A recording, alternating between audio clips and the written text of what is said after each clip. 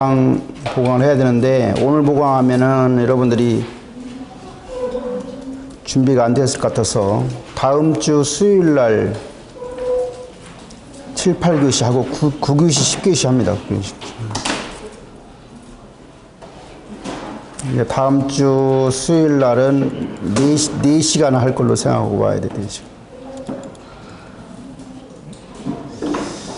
그래서 2시간 동안은 내가 수업하고 2시간 동안은 발표를 하도록 하겠어요. 그래서 우리 지금 그 내용을 보면 중간에 끄트머리째 보면은 경영자 한 10몇 명이 나와요. 경영자 뭐 누구누구 쭉 나오는데 자기가 발표를 하는 사람한테는 발표 슬라이드는 10매 정도로 하고 10분 정도로 하는 걸로 하고 2시간 동안 발표를 하겠어요. 그래서 자기가 하고 싶은 사람은 요 끝나고 나서 쉬는 시간에 내가 뭐 이병철을 하겠다.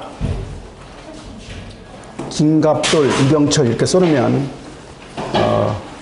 기회를 그 사람들한테 주도록 그렇게 하겠습니다. 이해했습니까? 네. 점수 얼마? 점수는 5점. 우리 지난번에 수업 시간에 우리 뭐 토론하는 거에 점수 있는데 그 5점 점수를 주는 거. 슬라이드는 10장, 발표 시간은 10분. 그래서 2시간 동안 발표하면 10명 정도 할 거예요. 그러니까 나는 그냥 시험으로 그냥 승부를 내겠다. 이렇게 한 사람은 발표 안 해도 되고 나는 시험을 못 본 것 같아서 또는 시험은 잘 봤지만 나는 꼭 A 플러스를 맞아야 되겠다. 이런 사람들이 발표를 하면 되겠습니다.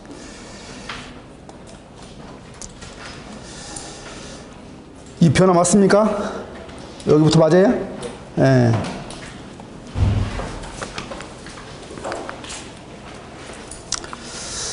오늘 수업은 변화에 대한 이야기를 하려고 합니다. 이제 앞에 시간까지 이제 중간고사 전에는 저희들이 인문학에 대한 이야기를 했어요.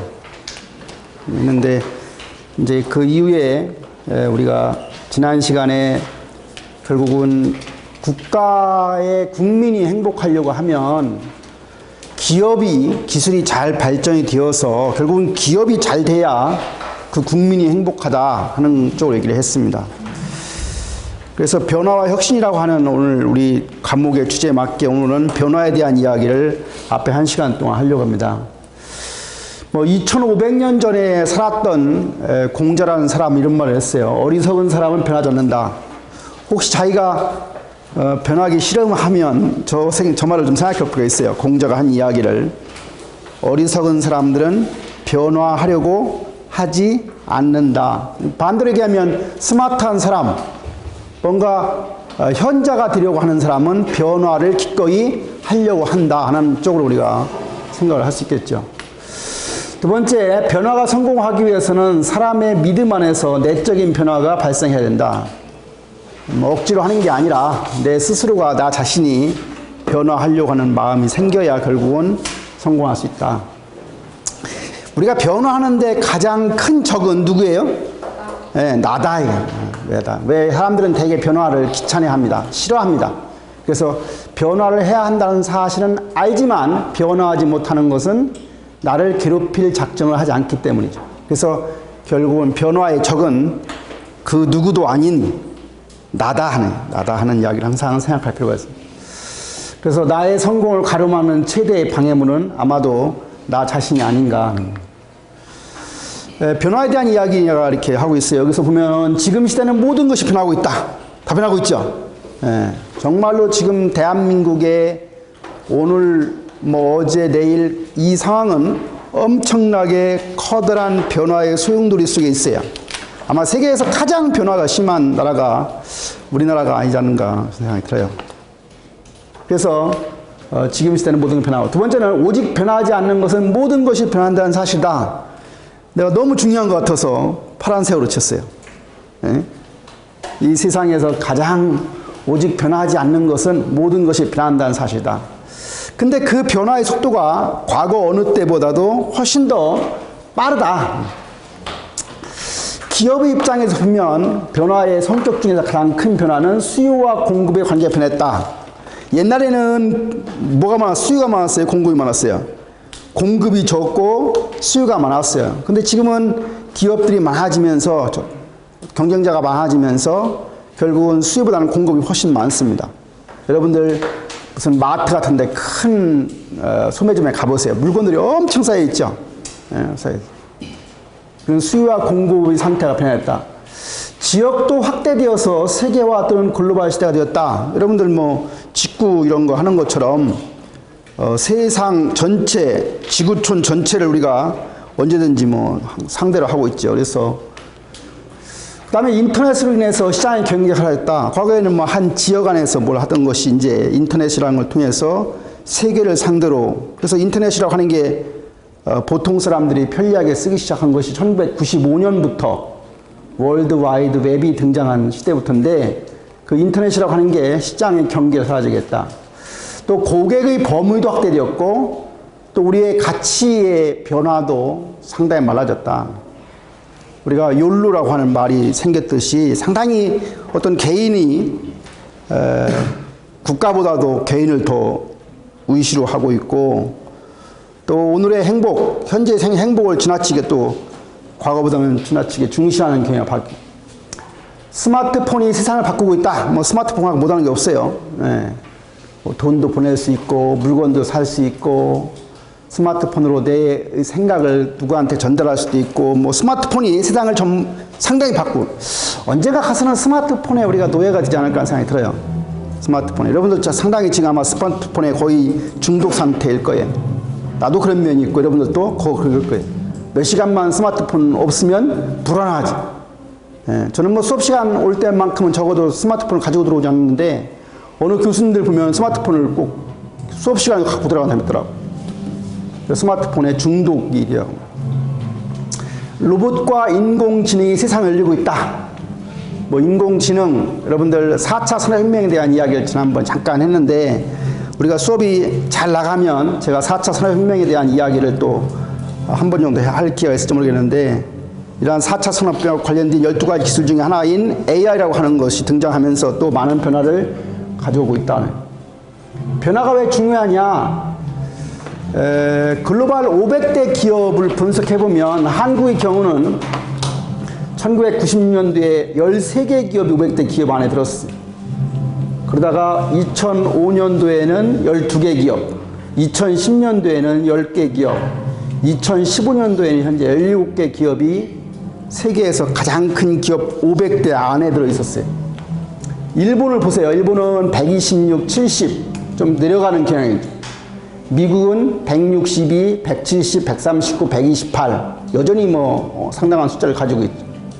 중국이라고 한 나라를 보면, 중국은 96년도에는 뭐 우리보다 훨씬 적은 3개 기업만이 500대 기업 안에 들었지만, 지금 2015년 보면 98개 기업이 중국에서 500대 기업 안에 들어가 있고, 인도, 러시아가 이제 좀 올라가고 있는 경향. 그래서 이 기업의 변화라고 하는 게 이만큼 빨리 변화하고 있다는 이제 반감기라고 해서 내가 알고 있는 지식이 어느 정도 가면 반감이 될까 하는 걸 조사해 보니까, 전기공학을 공부하는 사람은 내가 알고 있는 지식이 20개월만 지나면 반은 쓸모가 없거나 의미가 없는 지식이 된다. 마이크로 소프트웨어 쪽에 가면 5개월만 지나가면 내가 가지고 있는 지식이 반으로 줄어든다. 의미가 없어진다. 근데 이제 경영학이라고 하면 30개월 정도, 조금만 길긴 길지만 경영학 공부해도 30개월만 지나가면 반은 바뀌거나 바뀌게 된다. GM이라고 하는 회사가 1908년도에 생겨서 76년간 자동차 시장 1위를 차지하고 있었지만, 지금은 전혀 그렇지 않죠. 근데 구글이라고 하는 회사가 세계에서 좀 현재 거의 1, 2등을 차지하고 있죠. 뭐 아마 아마존이 다시 1등을 바꾸는 것 같아요. 아마존이 1등, 구글이 2등 정도 되는 것 같은데, 이 구글이라는 회사가 98년도 창업해서 99년도에는 16억밖에 매출액이 안 되었지만, 2013년도로 가면 종업원 수가 5만 4천 명이고 검색 시장의 61%를 차지한다. 이제 6월 13일 여러분들 지방선거가 있는데 선거하는 날 저녁에 밤 12시에 들어가서 구글 검색 순위를 보면 이미 선거 결과가 나와 있어요. 선거 결과가. 그래서 구글을 보면 그 검색 숫자를 보면 이미 선거의 결과를 알 정도의 힘을 가지게 됐다. 과거에는 항상 코카콜라가 펩시를 앞질렀지만 지금은 펩시가 2005년을 기점으로 해서 코카콜라를 앞섰다고 하는 기록이 있고요. 일반적으로 중소기업의 경우는 2년 이내에 28%가 망하게 되고 5년 이내에 78%가 도산한다고 한다. 그래서 도요다의 오쿠다 사장이 은퇴할 때 어떤 얘기를 했냐면 변하지 않는 것이 가장 나쁘다. 변하지 않는 것이 가장 나쁘다. 이런 말을 한 바가 있습니다. 변화에 부응하기 위해서 우리가 어떤 것들을 기업들, 조직들은 도입을 해야 될까를 봤더니만 첫 번째는 조직을 민첩하게 만들어라. 조직이 커가지고 비대해지면 관료 조직화되면 결국은 변화에 제대로 잘 적응을 못하니까 민첩한 조직을 만들어라. 민첩한 조직이라는 것은 단계, 하이라키 계층이 많지 않아야 돼. 계층이 많지 않아야 돼. 국가도 각 부처가 점점 줄어들어야 좋은 거고요. 저는 요즘 어떤 생각하고 있냐면 우리나라의 교육인적자원부, 교육부가 필요할까? 교육부 없애면 안 될까? 그런 생각도 해요. 내가 만약 교육감이 된다고, 충남에 교육감이 된다고 하면 충남교육청에 직원이 한 지금 1000명 있다고 하면 1000명을 한 100명으로 줄이겠어요. 나머지 사람들은 다 그냥 학교로 보내겠어요. 중고등학교 선생님들 어떤 일을 하는가 가만히 보면 거의 반 정도가 학생들 가르치는 일보다는 쓸데없는 행정일을 하고 있어요. 뭐 기한을 한다거나 뭐 보내라고 하거나 이게 쓸데없는 짓이죠. 뭐 교육 좀 그럴 필요가 뭐 있어요. 제일 중요한 게 뭐예요? 학생들 연구해서 잘 가르치는 게 중요한데 나머지 쓸데없는 짓을 한다고. 쓸데없는. 뭐 예를 들어서 중학교 2학년이 되면 극기훈련을 가요. 2박 3일 극기훈련을 가는데 극기훈련 한 번 가려고 하면 그 가는데 절차가 엄청 복잡해서 그거 준비하는 교사는 1년 전부터 준비를 해. 1년 전부터. 갔다 오면 엄청나게 또 뭐 악유가 많죠. 뭐 그런 걸 왜 하는지 모르겠어요. 극기훈련을 안 하면 안 됩니까?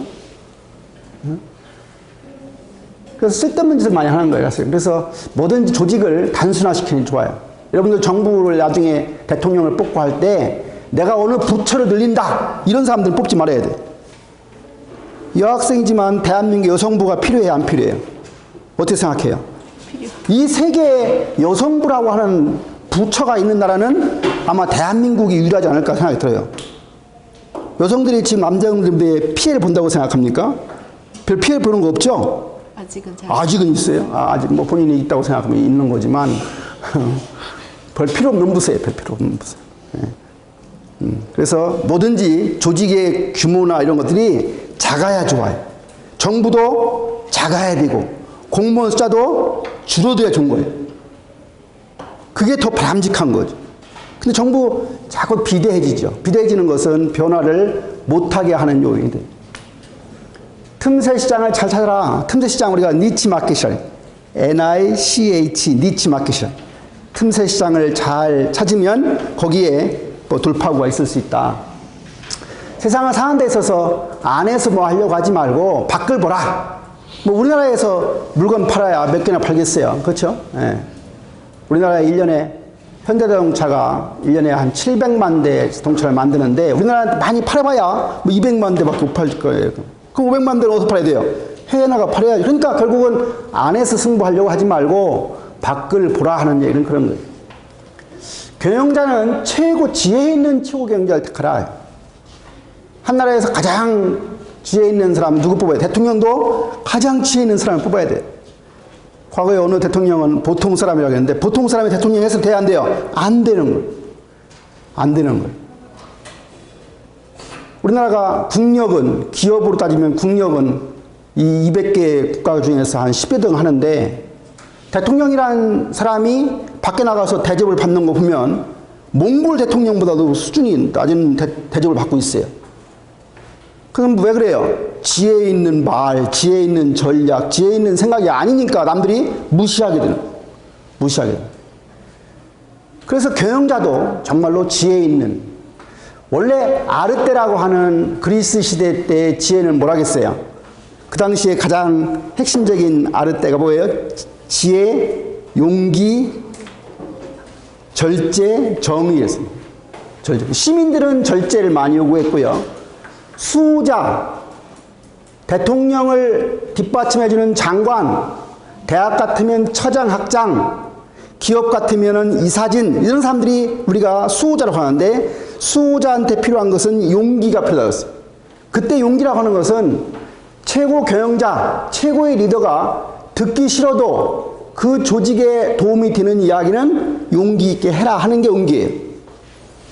그리고 그리스 때 지혜는요, 저 지혜가 뭐냐면 최고의 사람이, 위에 있는 사람이 모른다고 할 때 모른다고 할 수 있어야 돼요. 내가 모른다고 하면 누구를 시킵니까? 누구 시켜요? 잘 아는 사람을 시키죠.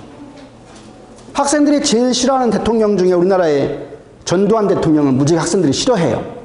그렇게 중고등학교 과정을 거치면서 그렇게 배웠거든요. 근데 내가 그 당시에 전두환을 보니까 전두환이가 7년 동안 대통령을 했는데 7년 중에서 6년 동안 경제 성장률이 10% 이상이었어요.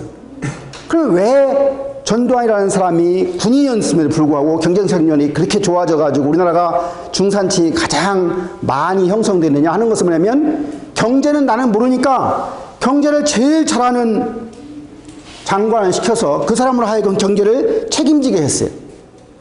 그래서 우리가 여기 최고 경영자라고 하는 것은 지혜 있는 사람을 뽑아야 돼요. 지혜 있는 사람. 결국은 장관을 뽑을 때 가장 잘하는 사람을 뽑아서 그 사람한테 권한을 주는 거예요.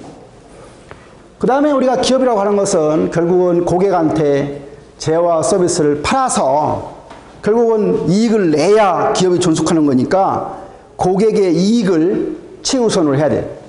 기업의 이익을 최우선으로 하면 언젠가는 그 고객이 돌아서지요. 다시 말하면 고객이 뭔가 사가지고 뭔가 자기가 지불한 비용보다 더 많은 가치를 받아야 계속해서 재구매, 재이용하니까 결국은 고객의 이익을 최우선해야 된다. 그 다음에 열정적인 사람을 뽑아라. 열정적인 사람을 뽑아라. 열정.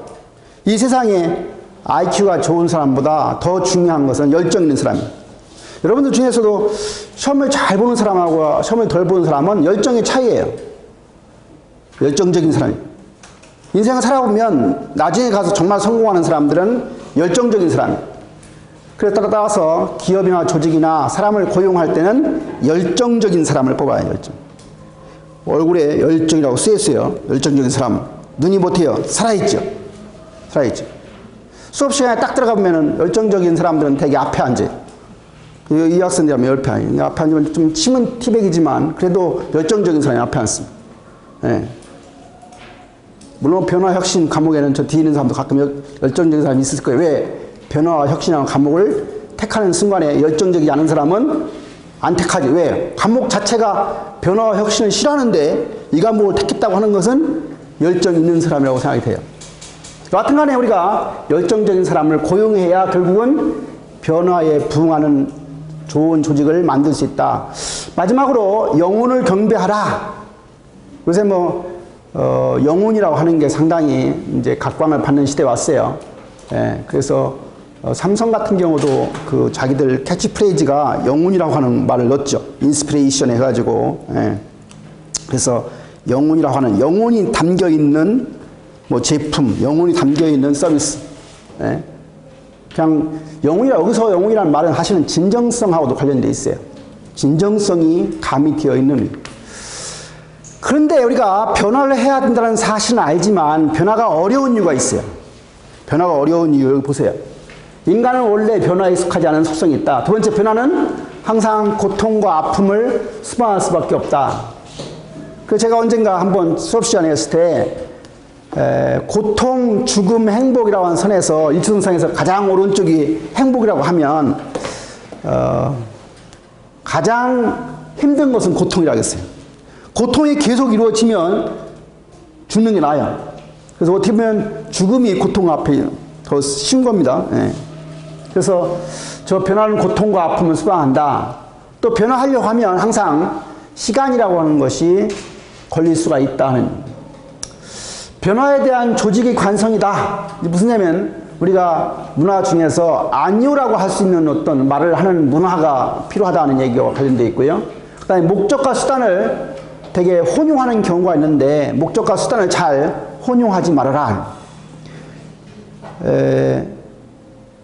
이반 일치의 지혜와 벌이라고 하는 책에 보면 사람을 죽이죠. 전당포에 노인을 죽여요. 왜 죽입니까? 노인의 전당포, 노인이 돈이 많으니까 내가 노인을 죽여서 노인이 가지고 있는 재산을 뺏어가지고 다른 사람들은 나누어 주면 참 좋겠다 라고 하는 거대한 목적을 가지고 있지만 사람을 죽이는 행위는 해서돼야 안 돼요. 아무리 목적이 좋더라도 수단이 목적을 합리화해서는 안 돼요.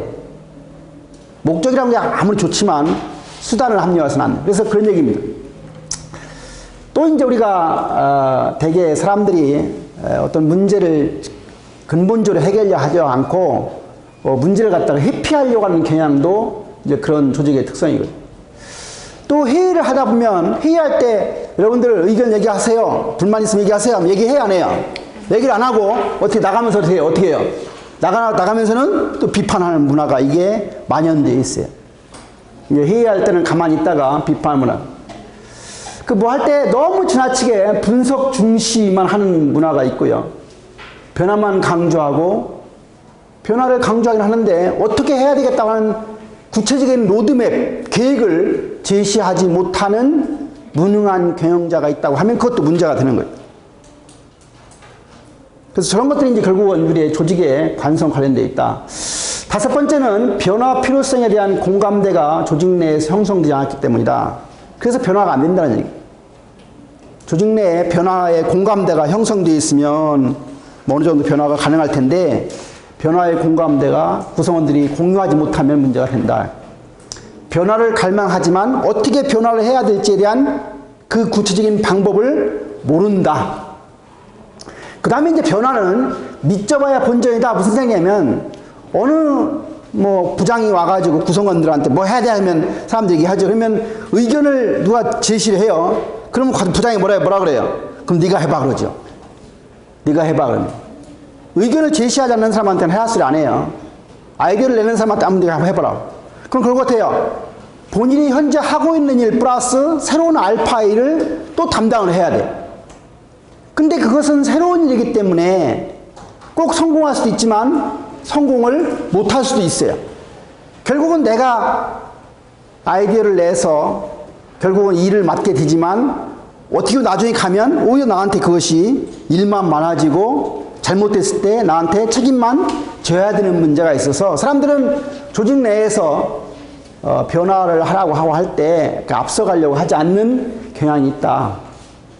그래서 여기 나온 것처럼 변화를 하지 않는 인간과 조직은 새로운 패러다임에 적응하지 못하기 때문에 시장에서 살아남을 수 없다. 따라서 변화가 어렵지만 변화를 해야 하고 변화를 해야 한다고 하면 뒤따라가지 말고 남보다 빨리 하는 게 좋겠고 위기가 닥치고 하는 변화보다는 좀 위기 닥치기 전에 이미 빨리 위기 변화를 하는 게 좋겠다 하는 얘기입니다. 그래서 우리가 가장 안전할 때 또 잘 나갈 때 오히려 변화를 해야 정말로 위기가 왔을 때 결국은 선점할 수가 있는 것이다.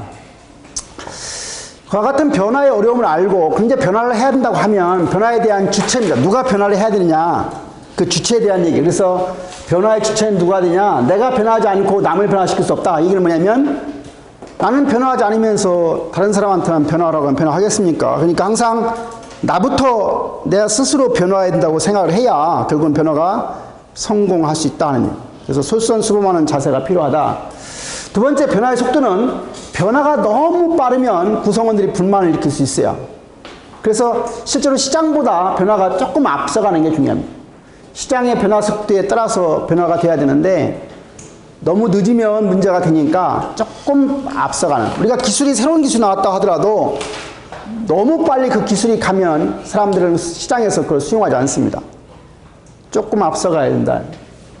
그래서 너무 잦은 변화는 변화에 무관심하게 되고 오히려 냉소적이거나 무기력증에 빠지니까 계속해서 변화를 얘기하지 말고 어느 시점에 변화가 되면 조금 릴렉스해서 조금 시간 템포를 두고 여유를 주고 나서 어떤 해야지 1년 내내 변화를 요구하게 된다고 하면 사람들은 변화에 대해서 무기력증에 빠지거나 변화에 저항하려고 한다. 동적 안정성이라고 하는 것은 기존 비즈니스 모델을 잘 유지하면서 기존 것을 완전히 뒤엎고 새로운 거 하다 보면 또 커다란 위기나 위험이 올 수 있으니까 기존 해오던 사업들은 유지하면서도 항상 새로운 알파, 새로운 것들을 더해가는 그러한 동적 안정성을 추구할 때 변화가 성공할 수 있다는 것. 왜 변화해야 하는가? 오늘날 경쟁업체가 너무 심하다. 경쟁이 심해. 여기 있는 사람들은 나는 경쟁이 안 심한데라고 하지만 여러분들도 엄청 경쟁이 심한 상황이 있는 거예요. 여러분들 대학교 4학년 때가 돼서 이제 취업을 해야 될 때 원서를 넣어보세요. 몇 대 1 나가요? 보통 100대 1, 50대 1, 60대 1 나가요. 예. 지금 이 순간에 내 수업에 졸음으로 생각해서 싹 자장가 삼아서 지금 조는 사람 있죠. 그런 사람 어떤 사람이에요? 나중에 정말로 경쟁해야 할 때는 경쟁에서 낙오될 수밖에 없는 사람. 다시 말하면 우리가 사는 세상은 점점 경쟁이 심해지고 있다. 어디가 내가 아파트 하나를 당첨받기 위해서 경쟁이 있는 것이고 나중에 좋은 묘자리에 들어가려고 해도 경쟁을 해야 됩니다. 태어날 때부터 죽을 때까지 경쟁을 피할 수는 없습니다. 자본주의에 살든 사회주의 국가에 살든 간에 경쟁은 불가피한 거예요. 근데 오히려 그 경쟁을 하면서 경쟁에서 승리를 하면 그 희열감을 맛볼 수가 있어요. 희열감을 맛볼 수 있어요. 여러분들 학교 다닐 때 시험 공부하는 건 정말로 힘들지만 시험을 잘 보고 나갈 때 그 기분 좋죠. 그 맛을 모르는 사람은 공부를 안 해본 사람이에요. 예? 답안지를 깨끗하게 정말로 만족스럽게 잘 작성하고 나갈 때는 어깨에 힘도 들어가고 기분이 좋은 거예요. 그것처럼 어차피 우리가 경쟁을 할 수밖에 없다고 하면 그 경쟁에서 이기는 사람이 되어서 그런 어떤 희열감, 만족감을 느끼면서 살아가는 게 훨씬 더 보람된 인생이 될 수 있다. 두 번째는 기술도 계속해 변하고 새로운 신기술이 등장을 해요. 여러분들 얼마 전에 들어가면 이제 여러분들 드론이라는 게 늘상화되면 교통이 막히면 내가 드론 하나 비싼 거 하나 사면 내가 하늘로 싹 연결돼 갈 수 있을 거예요. 그렇죠? 이제 배달도 드론으로 하고 그렇죠? 예. 엄청 많이 활용할 거예요. 예. 그것뿐만 아니라 하여튼 세상에 엄청나게 새로운 기술이 나오기 때문에 적어도 요즘에 대학 다니는 사람들한테 많은 사람들이 권하는 것 중에 한 가지가 코딩 능력을 가지고 태어나야 된다. 코딩 할 수 없으면 이제 살아가기 힘들다 하는. 코딩이 뭐예요? 코딩 능력이 뭐예요? 코딩 능력이 소프트웨어, 전자, 이 프로그램 짤 줄 아는 능력이에요. 프로그램 짤 줄 아는 능력이 없으면 이제 경쟁력이 떨어진다는 거예요. 근데 한 학기만 배우면 또는 한 과목만 배워도 상당히 요새는 그렇게 복잡하지 않아요. 옛날 코딩처럼 무지 복잡하지 않아요. 근데 요즘에는 이제 초중고 시절부터 코딩 학원이 생기기 시작해요. 장난감 비슷하게 해가지고 하는데 체계적으로 배우죠. 여러분들 또 졸업하기 전에 내가 경상계통에 다닌다 하면은 파이썬 정도는 코딩 능력을 배운다거나 또는 빅데이터 R 프로그램 정도는 이용한다거나 할 줄 알아야 여러분들이 남아있는 세상을 자유롭게 살 수 있지. 그런 걸 할 줄 모르면 이제 뒤처지기 시작하는 거예요. 여러분들이 수준에 있는 학생들 수준에서 대부분 이제 할 줄 압니다. 경상계통 다니면 파이썬 그것도 몰라? 너 뭐 했냐? 이런 얘기 해요. 네? R 프로그램도 할 줄 알아야 돼. 네. 나는 그런 면에서 잘 살아왔다 생각이 들어요. 왜? 안 배웠, 이제 얼마 안 남았으니까. 네. 앞으로 이제 직장 다닐 날이 얼마 안 남았으니까 나는 잘 살아온 것 같아요. 그러나 여러분들은 해야 돼요. 내가 이렇게 말하면 안 돼요. 나부터 하고 나서 여러분들한테 요구를 해야죠. 그래서 지난번 겨울방학 때도 학교에서 대과대학에서 R 프로그램 빅데이터 과정이 있는다고 해서 마지막까지 잘 참여하려고 노력을 했습니다. 그러나 배울 때는 때가 있어서 그런 과정들을 나이 먹어서 배우는 것은 늦어요. 그 대학 때 여러분들 때는 정말로 뭐 스펀지처럼 뭘 주면 잘 받아들이니까 여러분들 많이 해놔야 돼. 하지 않으면 나중에 후회한다. 세 번째는 왜 변해야 되냐? 고객의 의식이 점점 변화하고 있다. 예? 여러분 고객은 복잡해요. 고객들은 까다롭습니다. 나쁜 고객도 많아요. 그렇죠? 예. 아마존 어제 뉴스 들어보니까 아마존은 나쁜 고객 명단을 지워버리더라고. 무슨 말 이런 거예요. 물건을 주문하고 나서 꼭 반품하는 사람이 있어. 그냥 기분 나쁠 때 구매해놓고 도착하면 반품하고 또 구매하고 반품하고. 그래서 그것이 5번 이상이 지속이 돼버리면 그 사람이 주문하면 안 받아버려요. 예. 과거에는 어땠어요? 다 하라겠죠. 무조건 막 아무리 반환하더라도 다 해라 했는데 아마존이 그걸 시작하더라고. 5번만 반품하기 시작하면 절대로 그 사람은 명단에서 그 사람이 아마존 저기에 들어오지 못하게 만들어. 그래서 잡일이 없어지죠. 뭐 기업이라는 게 이익을 내야 되는데 자꾸 반품하고 해가지고는 남는 게 있겠습니까? 필요해 안 필요해요? 어느 면은 필요해요. 반품 안 하면 뭐 안 받아주는 게. 예. 여자들이 되게 밤 11시 12시에 엄청 많이 주문한다고 그래요. 남편이 안 들어오면 화가 나가지고 지른대요. 그리고 나서 또 그 다음날 오면은 반품하고. 네. 네 번째는 법규가 점점 까다로워지고 있고, 다섯 번째는 정보의 어떤 이런 공유 이런 것들 때문에 결국은 변화를 해야 된다. 변화하는 데 있어서 전략적 변곡점이라는 말이 있어요. 그게 무슨 말이냐? 기존의 모든 구조나 또는 경영 방식, 경쟁 방식 등을 이루던 영향력 사이에 새로운 균형이 등장하는 지점으로는 전략적 변곡점이라 해요. 여러분들 수학에서 변곡점이라는 말을 들어봤는지 모르겠지만 혹시 이과 계열 공부하는 학생들은 함수 곡선에서 이렇게 하다가 방향이 바뀌는 점이 변곡점이에요. 변곡점을 구하려고 하면 수학에서는 미분을 1차 미분, 2차 미분에서 0으로 놓고 풀면 그게 바로 수학에서는 변곡점을 구하는 방식인데, 여하튼 간에 우리가 이렇게 새로운 균형이 바뀌는 지점이 바로 변곡점이다. 새로운 기술의 잠재적인 힘, 또는 변화하는 소비자의 힘, 경쟁자의 힘, 이런 것들을 파악하는 게 중요하다. 그걸 잘 파악을 못하면 언제 변화될 것인지를 잘 파악을 못한다는 얘기.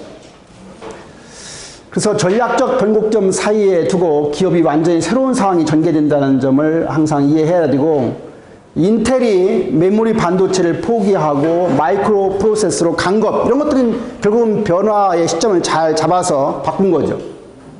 만약 코닥이라고 하는 회사가 필름이라는 카메라 만드는 시장, 필름 만드는 코닥인데, 저 회사가 결국은 그 변곡점, 세상이 바뀌고 있다는 사실을 자기들이 이해하고 바꿔야 되는데, 과거에 필름 방식의 그런 방식을 계속 고집하다가 결국은 디지털 카메라가 등장하면서 한 방에 가는 거예요. 결국은 망하는 거예요. 예? 여기 보면 디지털 카메라 시장이 등장하면서 90년대 말에 이제 이게 등장하기 시작했는데, 뭐 그래도 뭐 필름 뭐 존재하겠지 했는데 2005년도 가니까 20% 감산하고 결국은 2012년 가니까 완전히 코닥이라고 하는 일본 다국지역 기업, 정말로 컸던 기업이 망했죠. 결국 이제 세상이 변화한다는 것, 이 소비자가 변화하고 뭐 기술이 변화하고 경쟁자가 바뀐다고 하는 사실을 잘 파악하지 못하면 결국은 한 번에 훅 간다. AT&T라고 하는 휴대폰 회사도 휴대폰을 과소평가하다가 결국은 모토로라에다가 팔게 되는 결과. 따라서 우리가 변화와 관련해서 이제 제가 그림을 그려봤는데, 내 능력의 성인병과 치료책에서 내가 가지고 있는 생각이 항상 죽은 지식이고, 생각도 박제된 사고, 박제란 말 안 해요? 뭐가 박제야? 박제.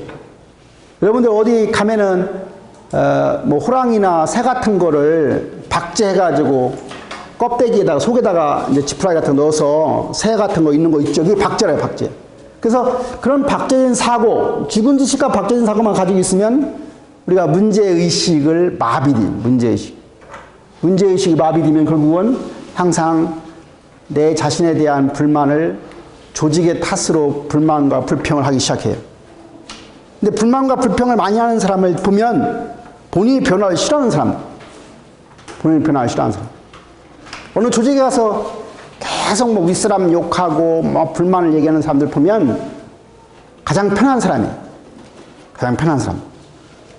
제가 우리 학교에서 이렇게 오랫동안 교수님들 대화해 보면요, 제일 그래도 편하게 잘 지냈던 사람들이 불만이 제일 많아요. 불평, 불만이 많아요. 불평, 불만이 많으면 뭐 해야 돼요? 본인이 그 직장에 안 있으면 되죠. 상당 기간 동안 자기가 있을 수밖에 없다고 하면, 내 조직을 내가 사랑하지 않으면 옆에 다른 데가 누가 우리 조직을 사랑해 줍니까? 그래, 안 그래요? 안 그런 거예요. 본인이 자기가 다니는 회사에 대해서 마음에 안 들면 떠나면 되는 거예요. 떠나지 마시오라고 붙잡는 사람 있어요, 없어요? 없다. 자기가 그동안 살아온 이력의 결과가 여기에 현재 와 있는 거예요. 그러면 못마땅하면 그걸 표현하지 말고 스스로 더 큰 그릇을 만들어서 더 좋은 곳으로 가면 되는 거죠. 그래서 부자 아빠보다는 자랑스러운 아빠가 되라. 조직이라고 하는 게 모든 사람이 다 열정적으로 일하지 않습니다. 3% 사람만 열정적인 사람이 있다고 하면 조직은 변화가 가능하다. 그래서 이 조직의 3%가 조직의 성장을 가져오고 이익을 창출하는 원동력이다. 그래서 조직의 능력과 분위기를 리드하는 사람이다.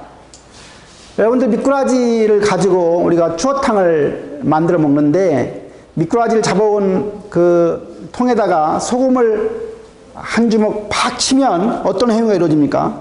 미꾸라지가 무진장 막 활성화해서 막 이리 막 움직여요. 왜 움직이나요? 뭐 소금이 들어가면 미꾸라지 몸에 닿는 순간에 아마 짠가 봐요. 이게 힘든가 봐요. 그러니까 계속 움직이죠. 뭐 왜 움직이게 만들어요? 아니, 왜 움직이게 만들어요? 왜 소금을 치는 이유가 뭐예요? 미꾸라지에다가. 예? 기절하라고? 기름 때려. 아니요. 미꾸라지 겉에 표면에 붙어 있는 오물, 더러운 것들을 미꾸라지가 계속 움직여서 깨끗하게 찢는 과정이에요. 그러니까 미꾸라지에 소금을 치면 미꾸라지는 이제 우리 몸에 뭐 실은 것처럼 따가우니까 자기가 움직이게 되고, 움직이면서 서로 부딪히면서 몸에 붙어 있는 오물, 더러운 것들이 찢겨지게 하려고 해서 소금을 치는 거예요. 그것처럼 조직의 그 한 주먹의 소금 같은 그런 조직을 열정적으로 변화하려고 하는 사람들이 있다고 하면 그 조직은 분명히 생동력 있는 조직이 된다. 100%의 사람이 한 방향으로 갈 필요는 없습니다. 왜? 세상이 이 길로 가다가 어떻게 돼요? 가다가 아니다 싶으면 전부 낭떠러지에 뜯어 죽을 수 있죠. 그러니까 조직에서는 한 30% 사람만 하시는 방향을 하고, 나머지 사람들이 다른 방향으로 가더라도, 조직이 잘못되는 방향으로 가더라도 나머지 사람들이 조직을 또 살릴 수가 있는 거예요. 100%라고 하는 것은 꼭 좋은 건 아닙니다. 그래서 자랑스러운 아빠, 능력 있는 아빠는 바로 인정받는 사람이다. 뭐 꼭 부자가 되라는 얘기는 아니고요. 훨씬 더 이런 자랑스러운 아빠가 되려고 하면 인정받는 사람이 되면 좋겠다. 의지의 힘이 마음을 움직이고 정신을 자극해서 도전적인 생각을 낳게 하고 희망적인 삶을 창조하게 된다. 일반 조직에서 가장 필요한 사람은 어떤 사람이냐? 여기 나온 세 가지. 한 가지는 전문성을 갖춰야 돼요. 아동 보육학과를 나온다 하면 아동 보육과 관련된 전문성을 가져야 되는 것이고, 무슨 뭐 전자공학과에 다닌다고 하면 전자공학에 관련된 전문성을 갖춘. 전문성이라는 것은 어떤 업무가 주어졌을 때 그 업무를 잘 처리할 수 있는 능력이 있어야 되는 거예요. 두 번째는 매너와 에티켓을 가져야 되겠다. 왜? 우리가 사람들과 사람들 관계에서 매너와 에티켓이 없으면 사람들이 별로 안 좋아하지. 제가 지난번에 매너와 에티켓을 구분했어요. 매너는 좋다, 나쁘다라고 구분하고, 에티켓은 있다, 없다라고 구분한다. 화장실에 가서 노크를 하는 것은 뭐예요? 에티켓이죠, 에티켓. 근데 이걸 두드리지 않고 주먹을 친다거나 발로 차는 것은 뭐 나쁜 거예요? 매너가 나쁜 거예요. 에티켓이라고 하는 것은 푯말이라는 뜻이 나와요. 루이 14세에 프랑스에서 푯말이라는 의미를 가졌어요. 왜냐하면 루이 14세가 그 여자가 밤마다 파티를 많이 했어요. 왜? 그 당시 아마 상당히 불안했는지 힘 있는 사람들을 내 궁전에 들여와가지고 여기서 파티를 하면 엉뚱한 짓을 안 하지요. 작당을 안 하지.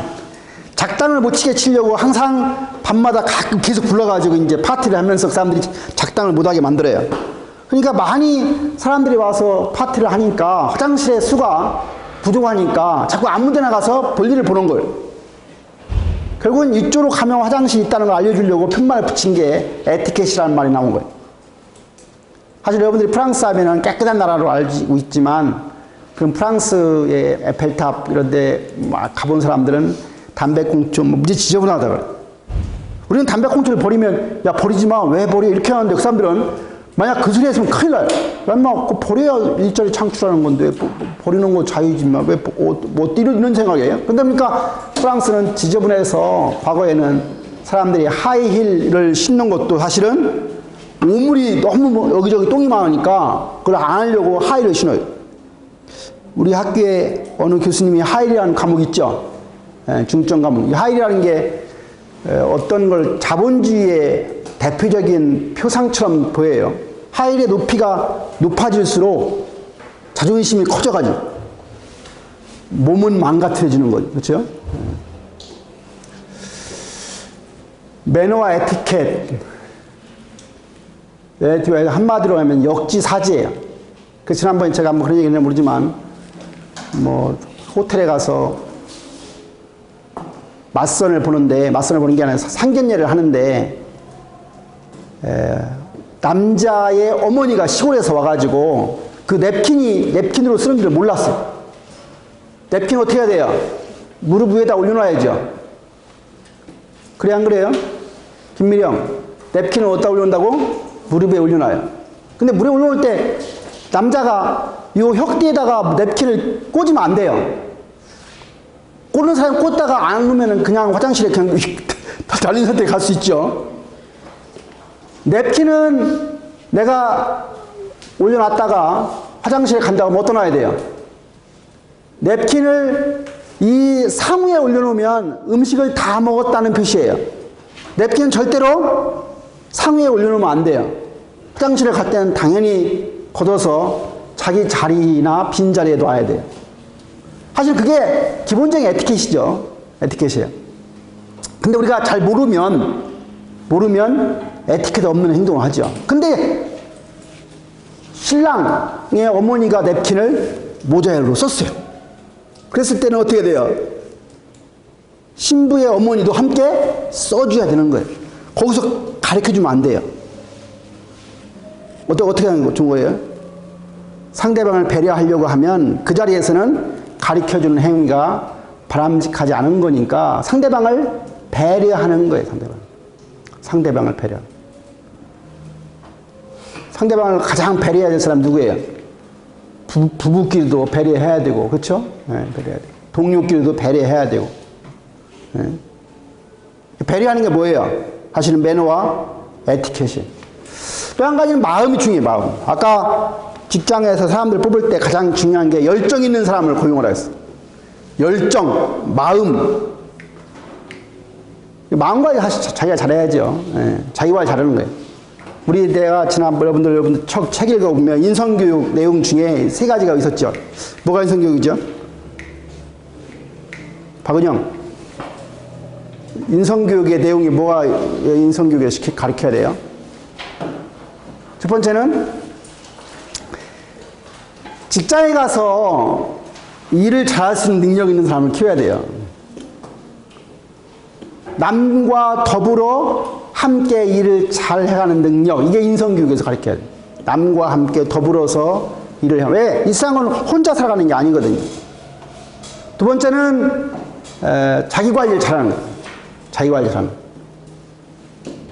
자기 관리 잘한다는 게 쉽지 않습니다. 자기를 이렇게 잘 절제하고 자기를 잘 관리하는 게 쉬운 일은 아니에요. 남과 더불어서 살아가는 방법을 가리키는 것도 그렇고, 결국 그 얘기는 조직 생활을 잘할 수 있는 사람으로 만들어 주는 게 사실은 인성교육. 근데 우리는 인성교육 하면은 뭐 무슨 잘못 생각하는 경우가 있어서 뭘 해야 될지를 잘 모르죠. 그래서 이게 마음 세 가지, 전문성, 마음, 매너와 에티켓이 우리가 조직 생활할 때 가장 중요한 거다. 이제 변화를 관리해야 된다고 하는 리더의 입장이라고 하면 변화를 어떻게 관리해야 되느냐. 아까 한 것처럼 시대라고 하는 게 계속 우리한테 변화를 요구하고 있어요. 그래서 시대는 우리에게 지속적인 새로운 변화를 요구하지만 사람들이 대부분은 변화를 싫어하고 또 변화를 저항하기 마련이다. 근데 이렇게 변화를 싫어하고 변화를 저항하는 게 이상한 일이 아니고 그것은 인간의 속성이라고 그랬어요. 그래서 인간은 일반적으로 위기 상황이 아니면 변화를 안 하려고 하는 성향을 가지고 있는 게 일반적이다는 사실을 전제하고 출발을 해야 돼요. 그래서 우리가 변화를 할 때 어떤 반응을 사람들이 보느냐 보면 첫 번째는 일반적으로 변화에 대해서 저항하는 사람이 있어요. 변화에 대해서 저항해요. 변화에 대해서. 네.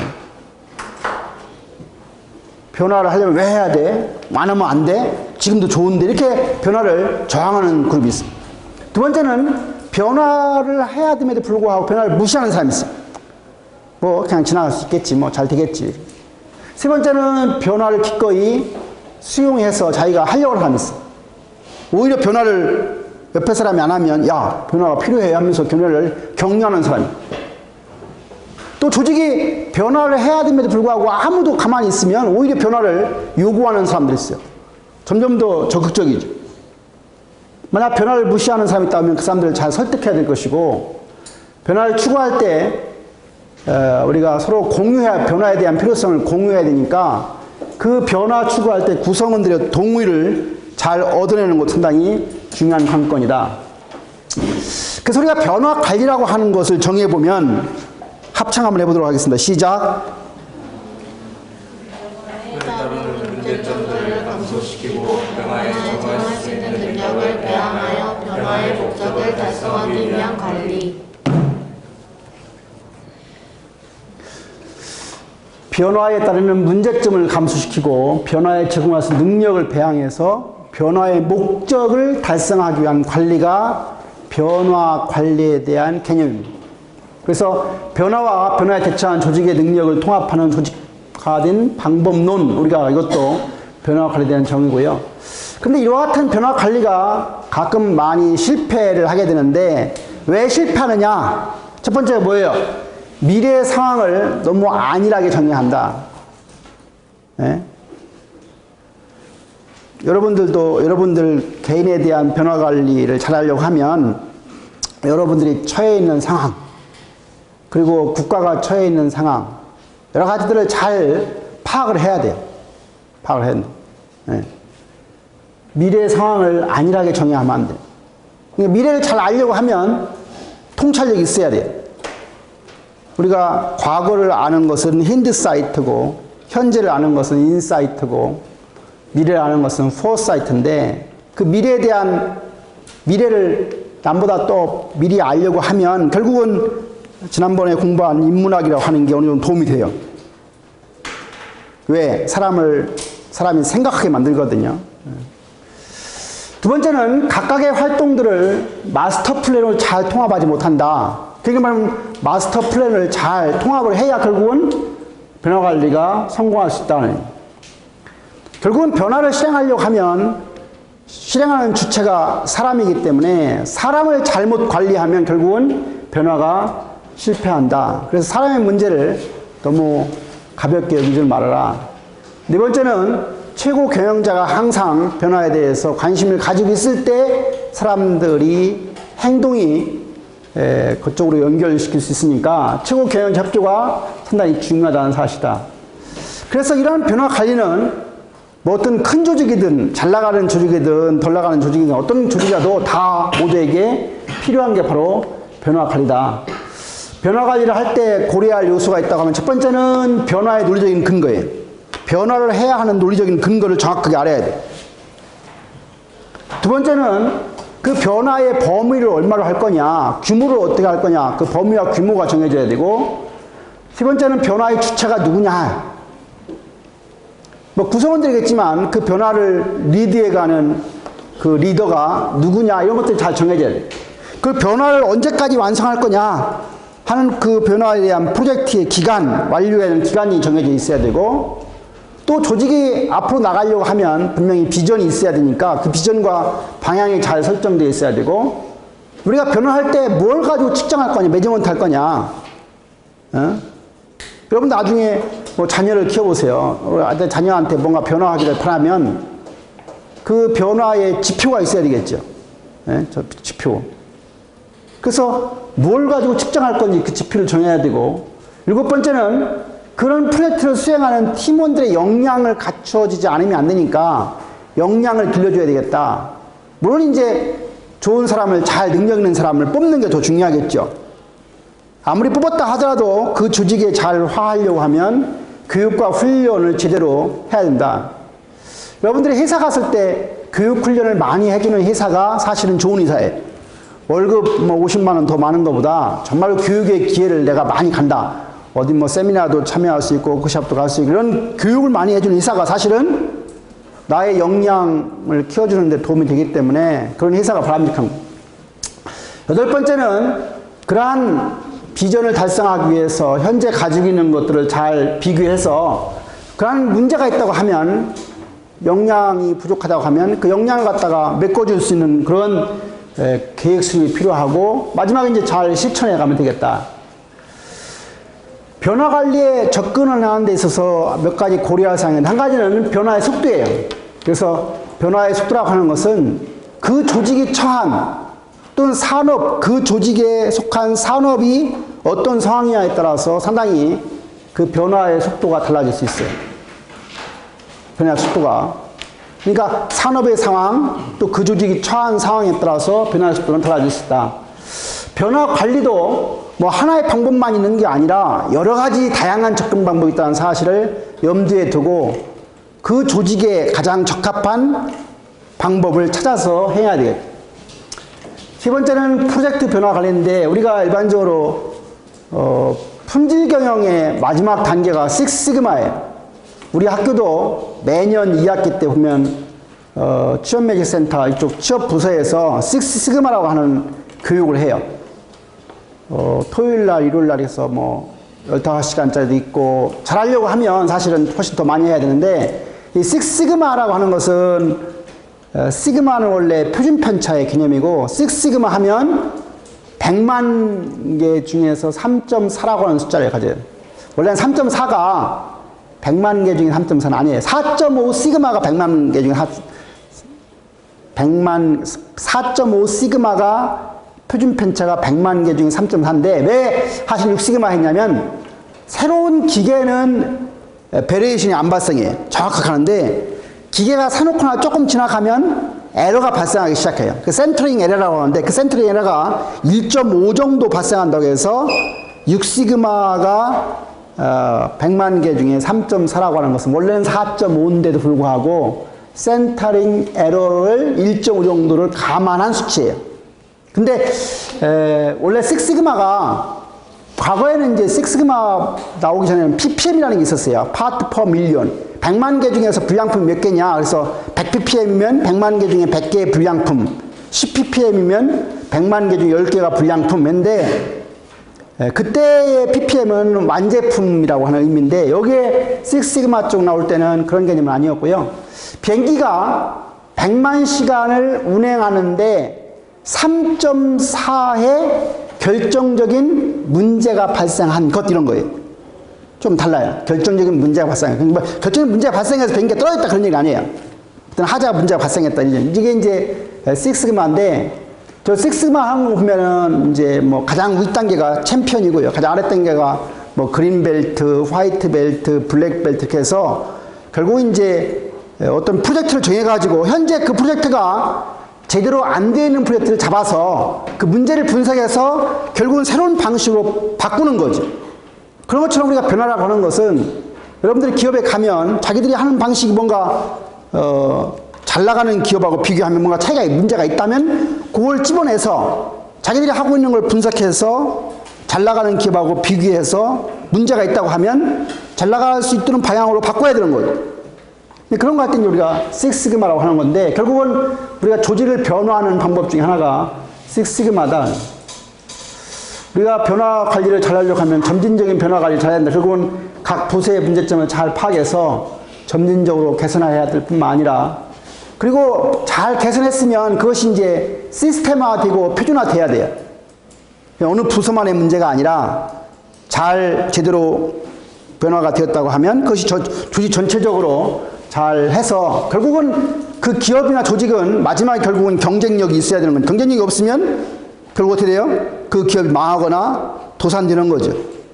여러분들도 인생을 살아가는 데서 경쟁력이 있으면 언젠가 갑으로 살 수 있는 것이고 경쟁력이 없으면 맨날 을로 살다가 갑만 욕하다가 죽죠. 그래서 나는 여러분들한테 을로 살면서 맨날 갑 욕하지 말고 네가 한번 갑이 되어봐라. 욕을 얻어먹을 망정. 예. 갑이 되어서 을한테 욕 안 얻어먹는 짓을 한번 되는 거죠. 예. 그런 생각을 좀 해볼 필요가 있고요. 그래서 변화 관리하는 과정에 대한 걸 지금 로드맵인데 첫 번째는 위기감을 고조해야 된다. 왜? 위기감을 고조하지 않으면 변화를 수용하지 않으니까 구성원들한테 위기감을 고조시키는 것 이런 게 상당히 중요해요. 두 번째는 변화를 잘 할 수 있는 팀을 잘 만드는 게 중요해요. 변화 선도팀을 잘 구성을 해라. 세 번째는 새로운 비전을 갖다가 새롭게 정립을 해라. 조직이 나갈 방향 이런 것들을 잘 정해라. 그 다음에 커뮤니케이션을 잘해서 소통을 잘하게 하고 또 어떤 행동을 위해서는 권한 위임, 권한 부여도 잘 하게 되고 그 다음에 우리가 변화를 너무 오랫동안 질질 끌고 가면 너무 사람들이 힘들어지니까 어느 기간 동안 3개월, 1년이면 1년, 6개월 만에 완성이 될 수 있도록 그 단기간에 성공으로 이어지도록 해야 된다. 그래서 속도를 늦추지 말아야 된다. 그리고 그렇게 해서 우리가 얻어진 변화는 조직에 시스템화되고 정착이 될 수 있도록 하는 것. 이런 8가지 단계를 거쳐서 변화 관리가 이루어지게 됩니다. 변화를 해야 하는 이유, 제가 지금 같은 행동에서는 항상 내일도 지금과 같은 결과만 있기 때문에 결국 우리가 당연히 변화를 해야 하는 이유죠. 그래서 오히려 변화를 하나의 즐거움으로 엔조이 할 수 있는 enjoying change. 근데 이 change의 이 지자에 요 t라고 쓴 요 t가 그 고통이라는 단어의 그래요. 그래서 사실은 요 체인지에서 고통을 잘 감내하면 찬스가 되는 거예요. 뭐 체인지를 잘하면 내가 나를 잘 변화시켜서 그렇잖아요. 뭐 취업할 때 보면은 뭐라 그래요? 아, 영어 회화가 가능한 사람 이렇게 붙어요. 근데 내가 영어 회화가 되면 할 수 있는 기회가 되는데 못 해놓으면 안 되는 거예요. 뭐 1억 가능한 자, 그럼 1억을 해놨으면 결국은 준비가 되는데 안 하면 안 되는 거예요. 코딩 능력 있는 사람, 내가 코딩을 좀 교수님이 누가 얘기해서 아 해야 된대 하면 내가 학원을 다니든 온라인을 통해서 내가 뭘 해놓으면 왜? 하는 사람과 못하는 사람이 큰 차이는 없는 겁니다. 왜? 어차피 할 줄 알면 그 회사에 들어가면 자기 회사에 맞는 걸 가리키는 거니까 전혀 못하는 사람과 조금 할 줄 아는 사람 다른 거예요. 결국 이제 그렇게 체인지 하려고 하면 내가 남보다 잠을 덜 자야 되고 토요일날 일요일날 전주 한옥마을 가지 말고 쓸데없는 데 가서 시간 내버리지 말고 토요일날만 모아서 한 10번만 가서 뭐 하면 내가 파이썬 하나 다 프로그램 할 줄 알면 남보다 능력 있는데 안 하잖아요. 안 하고 나서 뭐예요? 뭐 취업이 안 된다 뭐 안 된다 자꾸 욕만 해요. 욕을 하고 자꾸 불평하는 사람을 세상 사람들은 그 사람에 별로 관심이 없습니다. 관심이 없어요. 세상은 내가 주체가 돼야 되는 거예요. 어느 조직에 가서라도 내가 항상 우두머리가 되면 되는 거예요. 건양대학 다니는 학생들 중에서도 뭐 세무사 되는 학생도 있고 거기 교수가 되는 사람도 있고 다양한 사람들 있잖아요. 네? 그들은 남달랐어요. 조금 뭔가 꼭 공부를 꼭 잘하는 사람만은 아니더라고 내가 보니까. 내가 가르치는 학생 중에 재산이 한 100억씩 벌은 애들 있어요. 9.1학번 중에. 예, 100억. 내 조카 딸 얘기 미안해. 내 조카 딸도 여기 뭐 다른 대학, 전문대학 나와서 우리 대학교 화공과 9.2학번 애들하고 같이 다니는데 한 달에 1억 번다고 그래, 1억. 한 달에 1억 번다. 예. 근데 걔도 뭐 학교 다니면서 공부에 그렇게 관심이 없더라고. 그래서도 뭔가 달라요. 달라요. 한 달에 1억만 벌면 기분이 좋습니다. 세상이 아름다워 보여요. 해가 왜 이렇게 빨리 안 뜨나? 해가 뜨기를 바래요. 해가 뜨기를 바라는 사람이 있고, 어떤 사람은 해가 벌써 떴나 해서 불만 있는 사람이 있어요. 논산에 뭐 여기 무슨 샤브샤브 하는 어떤 사장을 아는데 그 사장이 그러더라고. 고등학교밖에 안 나왔어요. 자기는 사업체가 2-3가지 하는데 아침에 왜 해가 안 뜨는지 그렇게 빨리 해가 떴으면 좋겠대. 왜? 밖에 나가 사업하고 돈 버니 그렇게 재밌잖아. 공부하는 거 그렇게 많이 재미없습니다. 평생 공부만 하면 별 재미없어요. 자기가 자기 일을 하고요. 거기 다른 거에 돈도 잘 들어오고 하면 정말 재밌어요. 이 세상이 아름다워요. 그냥 돈 걱정하는 사람도 이상이 아름답지 않죠. 변화가 확실한 감옥을 통해 여러분들 생각이 좀 바뀌어서 여기 앉아있는 모든 사람들이 정말로 인생을 신나게 살 수 있는 그렇게 됐으면 좋겠어요.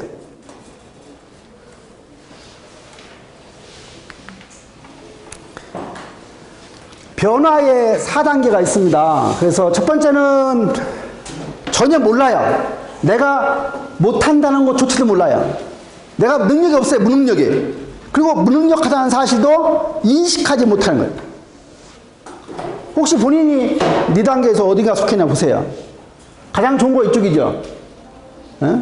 능력도 있고 또 자기가 뭘 해야 될지도 분명히 알고 자연스럽게 해요.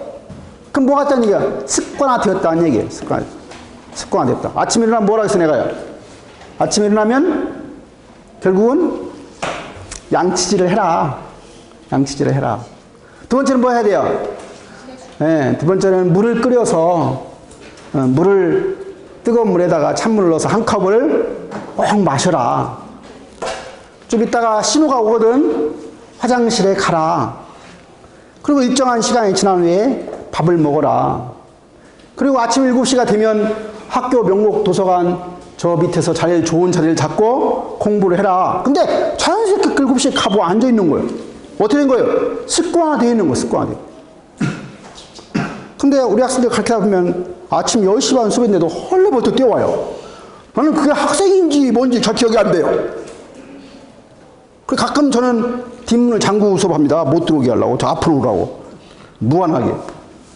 못됐죠? 학생들이 보기에. 예.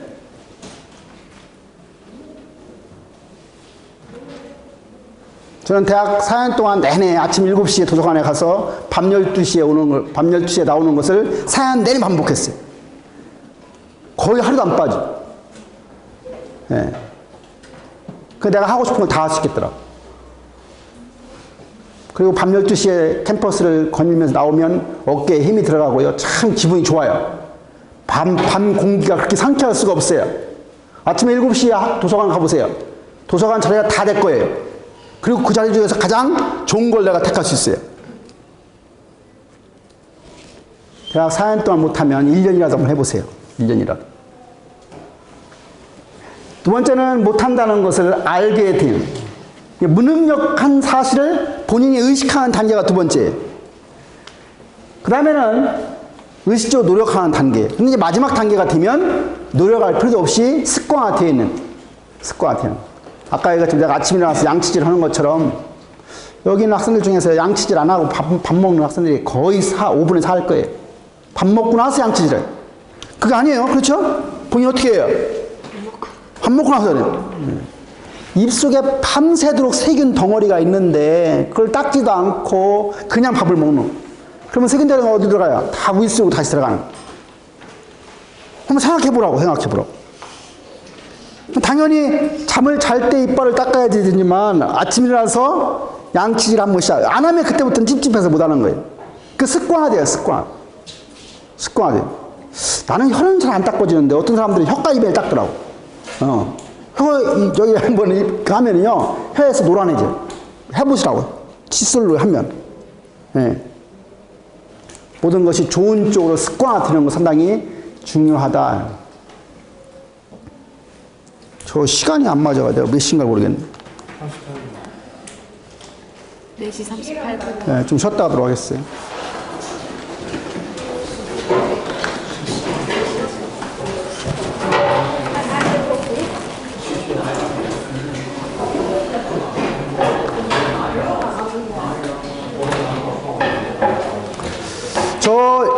책 이거 자기 거 책 찾아가고 아까 얘기했던 그